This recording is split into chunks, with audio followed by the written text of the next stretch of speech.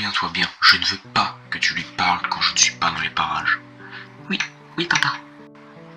Je suis sérieux. Maintenant, rentre ton t-shirt dans ton pantalon, il est là. La porte d'entrée s'ouvrit et l'oncle Tommy resta planté là, trempé de sueur, après une journée de travail sous la chaleur torride que nous offrait cet été. C'est une vraie fournaise par ici, n'est-ce pas? Dit-il, mettant son sac sur le sol et défaisant ses bottes. Je te remercie de me laisser rester ici cette nuit. Tant que tu es parti à l'aube, répondit froidement mon père, Bien sûr. Maintenant, dit l'oncle Tommy en se tournant vers moi et en se mettant à genoux. viens dans mes bras.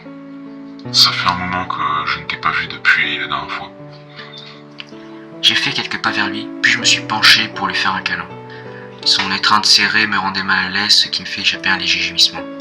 Ne vois-tu pas que ça canicule dehors? Demanda-t-il en tirant sur mes manches longues. Je n'ai pas été à l'extérieur aujourd'hui, lui ai-je répondu. N'as-tu pas des corvées à finir, ça va, papa? J'ai vite compris que je devais partir, donc je me suis rendu dans ma chambre. Plus tard dans la nuit, je me suis finalement couché.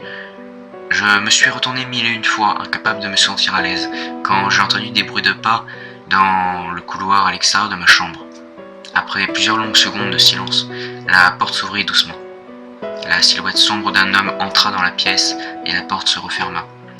Pendant plusieurs secondes, il n'y eut plus qu'un silence sans fin. Sans le bruit de cette respiration haletante, j'aurais peut-être pensé que je rêvais tout ça. Je pouvais le sentir se rapprocher. La chaleur d'une autre personne dans cette chambre était inhabituelle à cette heure-là. Je n'étais pas préparé à cela et j'ai prié pour qu'il parte. Il s'est penché et m'a touché. Il m'a roulé sur le ventre et a soulevé ma chemise. Du coin de l'œil, je pouvais voir deux choses, la faible lumière d'une lampe de poche et les yeux de l'oncle Tommy étudiant ma peau nue.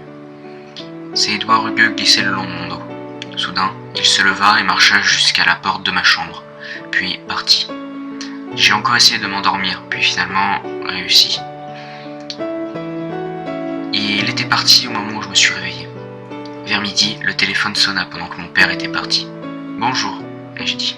« Salut mon gars. »« Oncle Tommy ?»« Yep. Ton père est dans le coin ?»« Non, monsieur. Il allait faire des courses. » Bien. » dit-il, semblant un peu nerveux. Il fit une courte pause avant de reprendre. J'appelle pour la nuit dernière. Je ne sais pas si tu étais réveillé ou pas. Je l'étais. Eh bien, cela me facilite la tâche. Je vais aller droit au but. J'ai une question pour toi. Et j'ai vraiment besoin que tu sois honnête avec moi.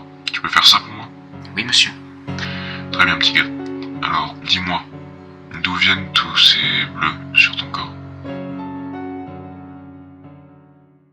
Après une vie entière à avoir été sourd, mon meilleur ami a eu des implants auditifs. Quand il s'est réveillé de l'opération, nous nous tenions tous autour de lui. Sa femme a été la première à dire quelque chose. Il a entendu sa voix et a commencé à pleurer. Nous avons pris la parole chacun à notre tour, le laissant entendre nos voix et nos noms. Et à chaque mot que nous prononcions, il devenait plus émotif. Quand nous avons fini, le silence a rempli la pièce. Il s'est tourné vers moi et m'a demandé quel était ce son. Ça m'a pris un moment pour comprendre ce qu'il entendait, et quand j'ai compris, je lui ai dit qu'il entendait le silence. Il a secoué sa tête. « Ce n'est pas le silence », a-t-il dit lentement, tout en entendant sa propre voix pour la première fois. J'ai entendu le silence toute ma vie, et là c'est différent. Le son est parvenu de l'extérieur de la chambre d'hôpital, qui s'est alors redressé immédiatement. Ce n'est pas ça le silence.